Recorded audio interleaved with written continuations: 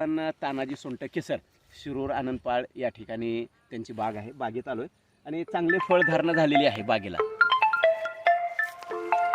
आज आपण या आंब्याला पक्वता आलेली आहे का नाही हे दाखवण्यासाठी सरांच्या बागेमध्ये आलेलो आहोत. जर इथे पहा मित्रांनो, हा आंबा तयार कसा झालेला आहे हे ओळखण्यासाठीच्या काही ट्रिक नवीन आंबा बागायतदाराला सांगणे महत्त्वाचं आहे. हे डॉट्स पाहणे आणि हे खांदे चढलेले आहेत. हा खांदा चढला की 16 आणि आंबा तयार झाला असं आपल्याला समजता येतं आणि हा आंबा नैसर्गिकरित्या पिकतो. इथे जर पाहिलं तर ह्याचे खांदे चढलेले नाहीत. हा कवळा आहे. पाहिल्यानंतर ह्याच्या कलरमध्ये लगेच फरक आपल्याला जाणवतो. या आंब्याकडे पाहिलं तर हा तयार होत आहे. हा 12 आणि आंबा तयार झालेला आहे असं म्हणता येईल आपल्याला, कारण ह्याचे पण खांदे चढत आहेत. आपण जर असं हातात घेतलं तर त्याचं वजन, त्याच्यामध्ये आलेली एक पक्वता लगेच आपल्याला कळून येते. इकडे पहा, ह्या आंब्यामध्ये जर पाहिलं तर या आंब्याला लाली आलेली आहे, डॉट्स आलेले आहेत चांगले आणि देठाजवळ खांदे पण चढलेले आहेत. म्हणजे हा पूर्ण तयार आहे.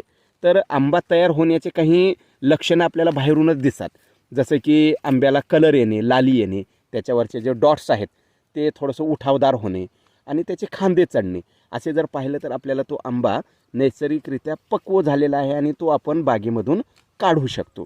त्याच्या अनेक म्हणजे चाचणी, म्हणजे पाड होणे, पाडाला येणे हे तर आहेच गरजेचं, परंतु ते पाडाला आंबा येईपर्यंत खूप वेळ जातो आणि मग आपल्याला म्हणावं तसं बाजारभावसुद्धा मिळत नाही. त्याच्यासाठी नवीन आंबा बागायतदारांनी या गोष्टीकडे लक्ष ठेवायचं आहे.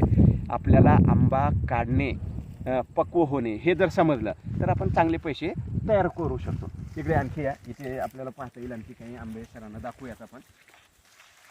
यावर्षी भरपूर उष्णता असल्यामुळे आंब्याची थोडीशी नासाडी पण झालेली आहे.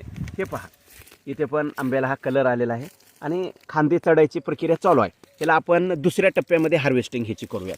ह्याची पण दुसऱ्या टप्प्यामध्ये हार्वेस्टिंग, म्हणजे एका झाडाला कमीत कमी 2 ते 3 वेळेस आपण हार्वेस्टिंग जर केली तर नैसर्गिक रीतीने पिकणारा क्वालिटीचा आंबा आपल्याला या ठिकाणी तयार करता येतो.